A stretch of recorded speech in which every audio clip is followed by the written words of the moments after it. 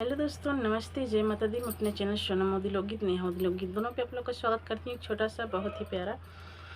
नट का गीत लेके आई हूँ। आप लोग सुनिएगा, फुल वॉच करिएगा, कमेंट बॉक्स में ज़रूर बताइएगा कि हमारा गीत कैसा लगा। तो चलिए मैं सुनाती हूँ, आप लोग सुनिए। टप टप चुवई पसीनाया जब गरमी का महीना, टप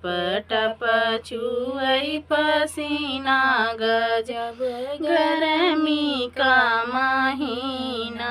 जाई कहाँ मोरे बारे ससुर से, जाई कहाँ मोरे बारे ससुर से,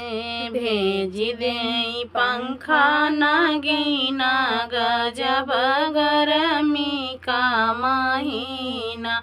भेज दे पंखा नगीना गजब गरमी का महीना,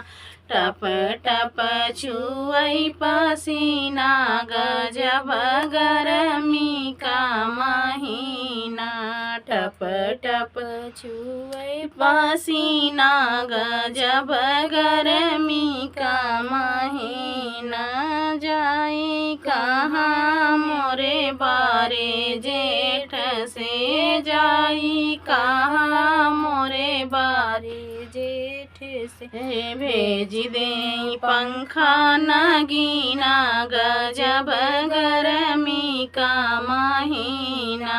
भेज दे पंखा नगीना गजब गरमी का महीना, टप टप चुवई पसीना गजब गरमी का महीना, टप टप चुवई पसीना गजब गरमी का महीना, जाई कहाँ मोरे बारे देवर से, जाई कहाँ मोरे बारे देवर से, भेज दे पंखा नगीना गजब गरमी का महीना, भेज दे पंखा नगीना गजब गरमी का महीना, टप टप छुअई पसीना गजब गरमी का महीना,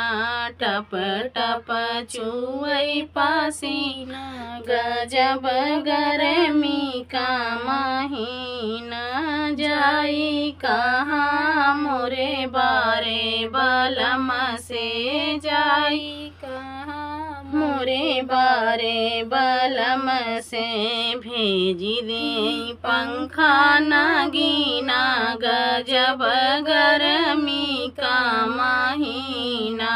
भेज दे पंखा नगीना गजब गरमी का महीना, टप टप चुवई पसीना गजब गरमी का महीना, टप टप चुवई पसीना गजब गरमी का महीना।